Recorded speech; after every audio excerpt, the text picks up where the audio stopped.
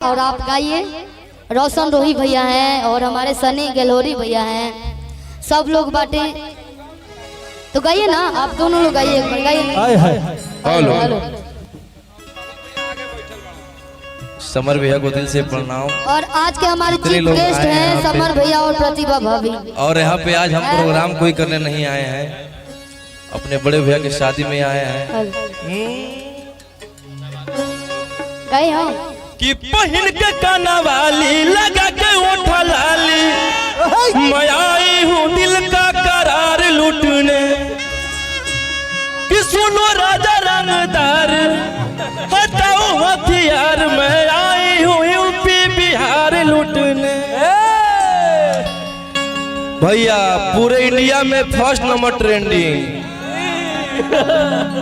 ओठरा सदार तोर सामई हंसी, कि धारा धारा पूरा रात हो तो फायरी। आगे सटो तू चिंगारी भीरी आगिन जैसन गे, अघा घरा उठा के नाच नागिन जैसन गे। लहंगा उठा के नाच नागिन जैसन गे।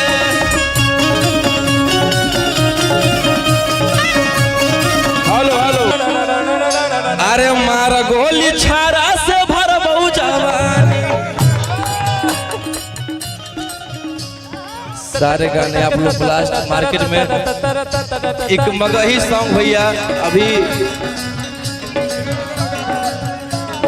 भैया अरे बाप दादा डरलऊ नहीं, बेटो न डरतौगे। अच्छा है नवादा बनारस के सवाल पढ़ोगे।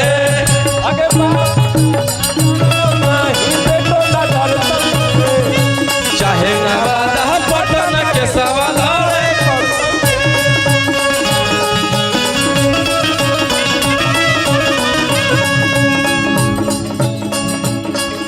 लाइटवा इसको व्हाइट कीजिएगा भैया, इसको रंग बिरंगा मत कीजिए, कैमरा वाले को दिक्कत हो रहा है।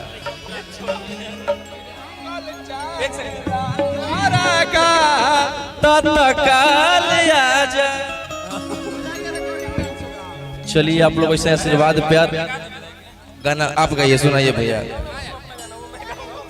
कि घूंघटा उठावे में ला जाई पियावा,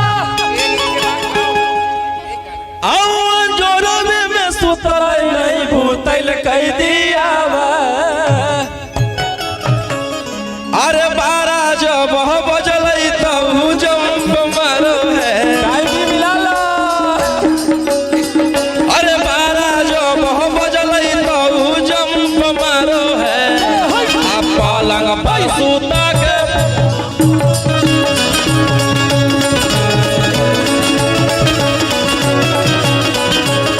अरे पलंग पर सुता के पियावा पंप मारो।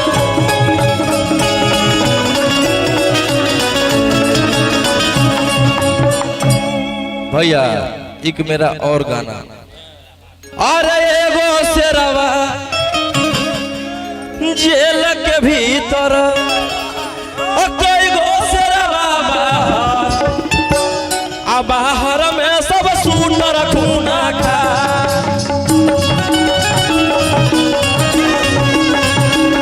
अरे बाहर में सब सुनर खूना खा।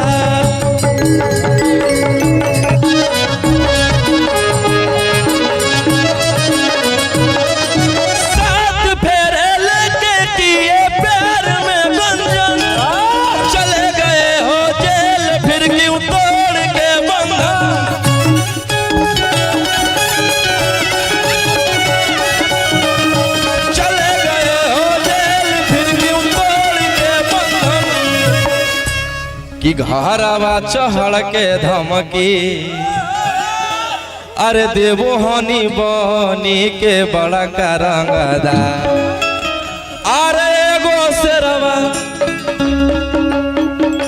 जेल के भीतर, एगो शेरवा जेल के भीतर, कोई गो शेरवा बाहर में सभी के सब रंगदा।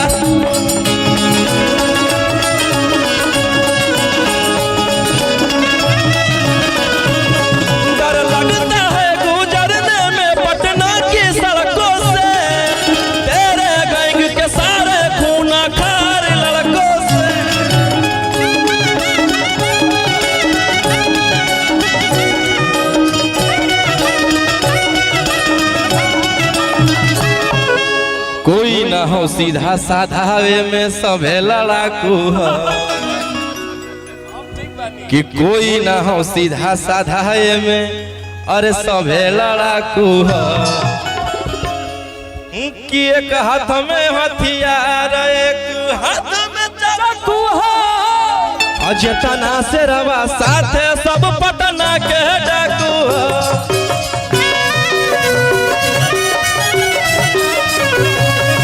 जतना